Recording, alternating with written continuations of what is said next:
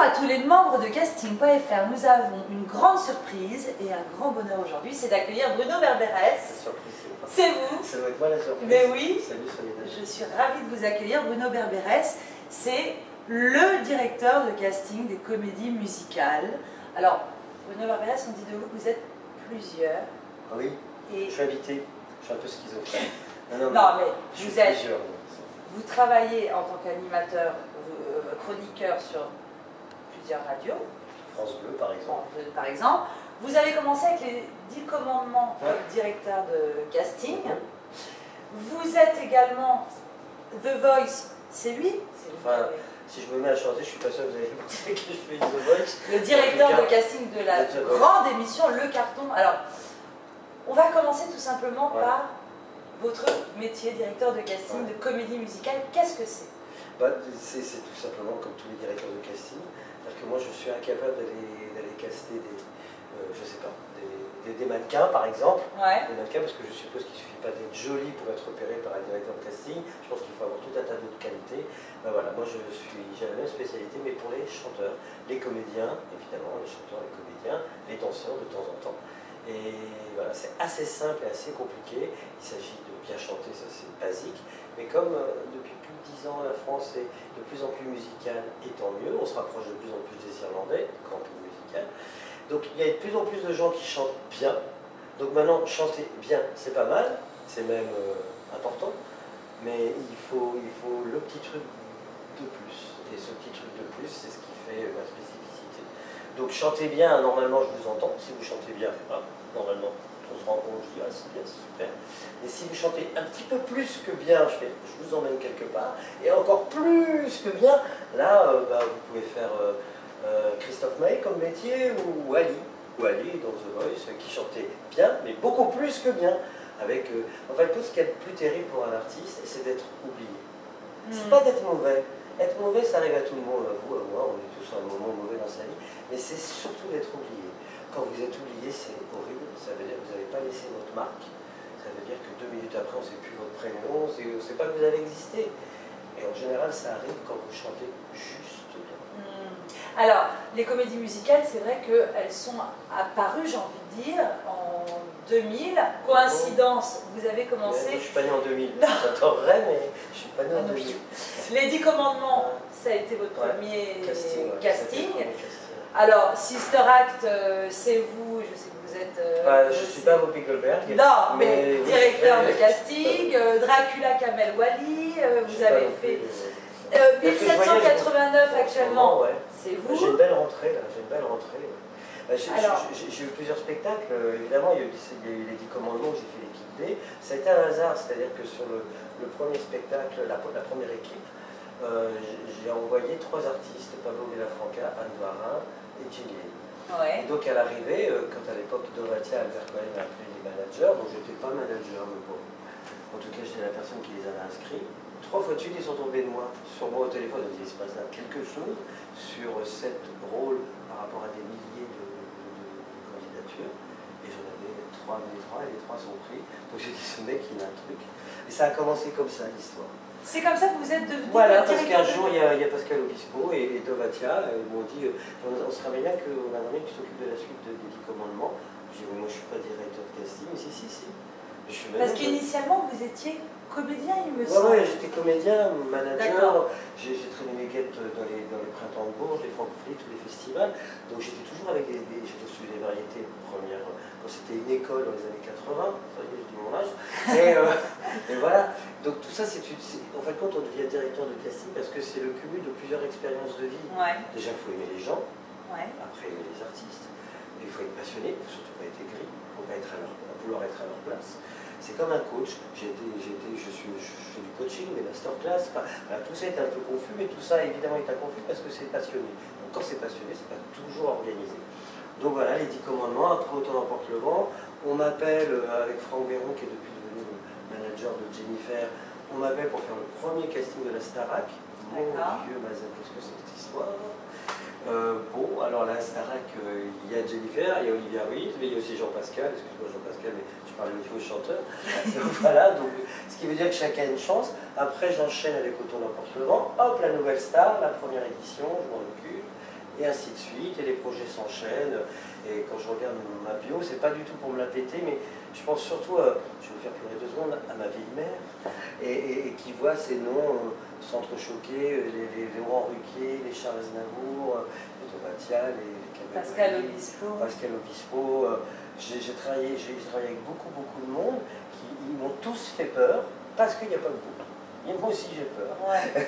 Parce que toi aussi, quand tu présentes des chanteurs à des gens comme ça, t'imagines, tu présentes des chanteurs à Charles Aznavour. C'est ce que je dis toujours, les directeurs de casting ont une véritable pression, parce que tout retourne, mais bien sûr. Et on compte sur vous, quoi, à chaque fois. On n'est pas que les gens qu'on choisit éventuellement, mais quand j'ai décidé d'investir sur 2 ou 3 noms, et qu'arrive le grand jour, et qu'il y a Mister Aznavour, ou je dis n'importe, ou Catherine Lara, ou d'autres dont j'ai oublié les noms, c'est vraiment, ou Patrick Tipsy, ou Baratier, enfin ça fait des noms quand même, et tu les amènes, et tu les enterres bon, c'est juste naze, ils t'affichent quoi. Tu as juste envie de faire rendez-vous derrière. Et ce que les artistes oublient, parce que c'est pas leur, en fin de compte, c'est pas leur préoccupation, c'est que plus ils sont bons, plus notre job est terminé plus vite. C'est ça. C'est-à-dire que moi je compte sur vous à chaque fois. Je ne suis pas simplement là pour faire du nombre, dire tiens je vous en ai. Et je déteste ça. Je déteste faire des sessions avec beaucoup de monde. Parce que je trouve que le mieux, c'est toucher le poulet comme à la bataille navale. Alors justement, pour tous nos membres qui rêvent, pour certains, de postuler à vos castings, alors comment faire pour vous contacter? Est-ce qu'il faut vous envoyer un book? Est-ce qu'il faut, où est-ce que vous repérez vos artistes? Sur casting.fr évidemment. Je l'adore, je l'adore. Sur les réseaux sociaux avant de taper, sur casting.fr. Non mais il se trouve que j'ai trouvé pas mal de gens avec casting.fr parce qu'il y a beaucoup de monde qui ne savent pas où trouver nos annonces, mais bientôt ils le sauront de plus en plus.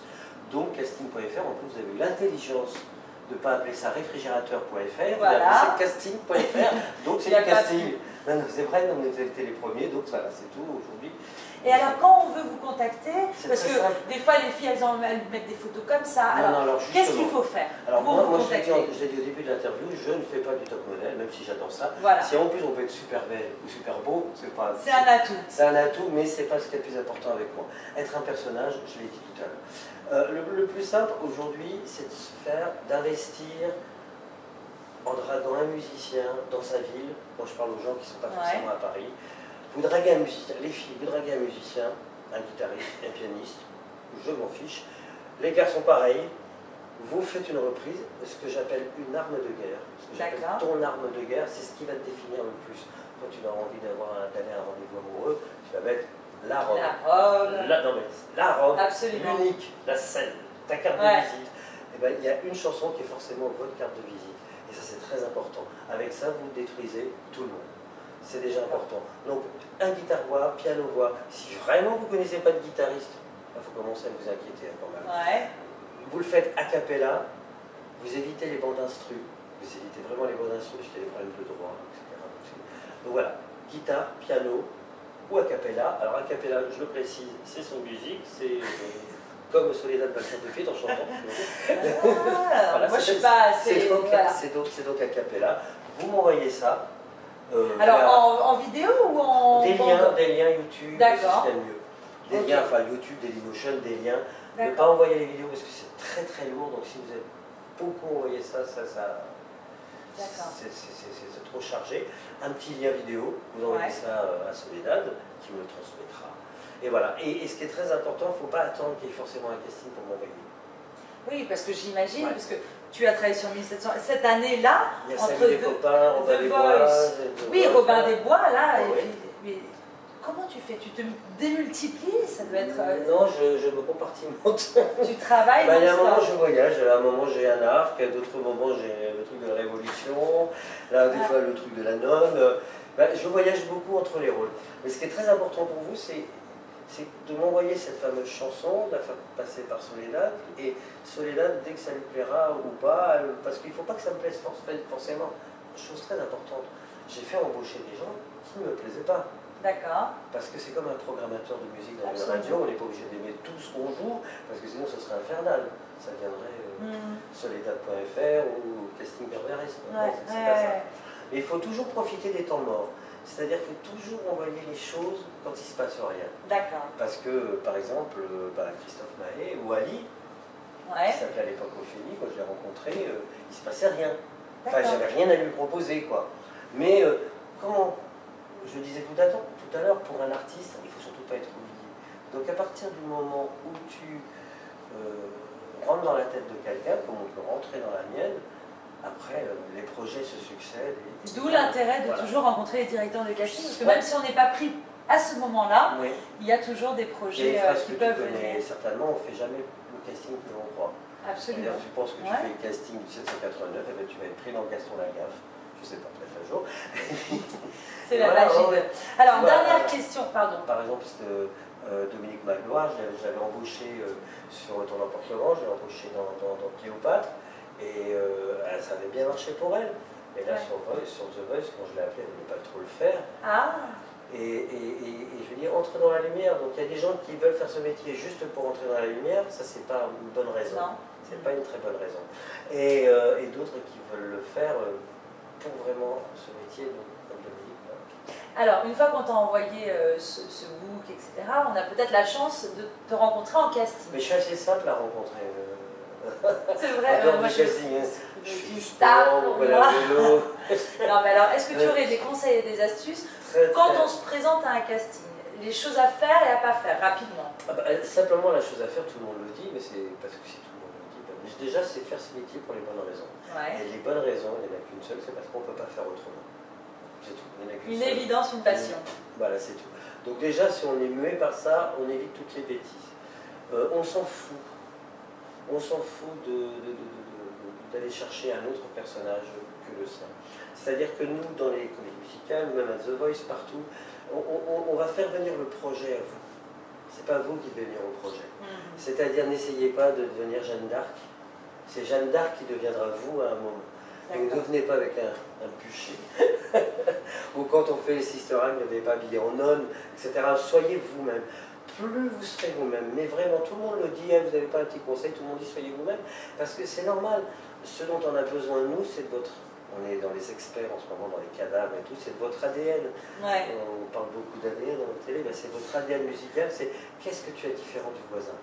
Et forcément, même si tu ne ressembles pas à Robin des Bois, même si tu ne ressembles pas à Mozart, même si tu ne ressembles pas au Roi Soleil, même si tu ne ressembles pas à Dorothée dans Sister Act et ainsi de suite, à Dracula, etc. et tout, si tu as un truc à toi, nous, on va s'arranger pour que tu ressembles à un de ces personnages. Parce que c'est notre travail, d'avoir de l'imagination. Toi, ton boulot, c'est de chanter, c'est de nous plaire, c'est d'être sincère, c'est d'être à donf, comme je le suis là en ce moment, c'est d'être passionné, et après tout le reste c'est notre job. Allez, donc on s'en fout des mocassins, on s'en fout de la fringue, etc. Viens en toi, déguise-toi en toi. Et si tu te déguises en quelqu'un d'autre que toi, comment veux-tu que je te reconnaisse moi? Je vais passer à côté de toi si tu ne me montres pas qui tu es. C'est beau. C'est très beau. Et Bruno, alors en ce moment, vous êtes sur quel casting? Vous êtes en train de caster? Là, je suis sur Robin des Bois, je suis en train de terminer. Ouais. Donc on cherche encore un peu Marianne. Donc Marianne, elle est blonde. Mais bon, c'est pas obligatoire, je viens de dire qu'il faut être soi-même. Vous pouvez être brune, voire rousse. En tout cas, vous chantez, vous dansez, vous avez la pêche. C'est Marianne, quoi. C'est une porte de tête. Est-ce que c'est vrai qu'on m'a dit que il y a une deuxième The Voice? Ah oui, il y a une deuxième, je chante là-dedans, là, The Voice. Donc là, il faut, je vais un peu vous griller, mais il y a un site sur TF1, donc vous pouvez aussi passer par... Alors sur TF1, il y a beaucoup de monde. Moi, j'ai Soledad, donc vous êtes un peu pistonné par Soledad, mais bon, vous pouvez encore, on est en plein dedans. Hein. Et The Voice, c'est pas que la voix dans son volume, c'est aussi la voix dans son grain, c'est aussi la voix, vous avez vu, il y avait des Louis, des Manoirs, des Amalia, il y avait des Vigons, quel que soit l'âge aussi. Quel que soit l'âge. Si vous avez, je ne sais pas, plus de 50 ans, plus de 60, allez-y. De toute façon, moi j'ai une autre phrase, la seule chose que vous risquez, c'est rien. C'est rien. La chose que vous risquez, c'est rien. Bon, alors allons-y. Et puis en plus, si vous regardez cette vidéo et que vous connaissez un chanteur autour de vous, quelqu'un qui est The Voice, ou quelqu'un qui est, je ne sais pas, Marianne, ou autre, vous inscrivez. Puis si jamais je l'embauche, je vous embauche. Parce que c'est vraiment pas cher. Écoutez, merci Bruno. Voilà, merci pour toutes ces comédies musicales, pour tous ces talents que vous nous faites découvrir et pour votre générosité et d'avoir pris le temps d'être venu parler aux internautes. Merci. Je suis bronzé, mais je reviens pas d'Espagne. Moi, c'était la Grèce.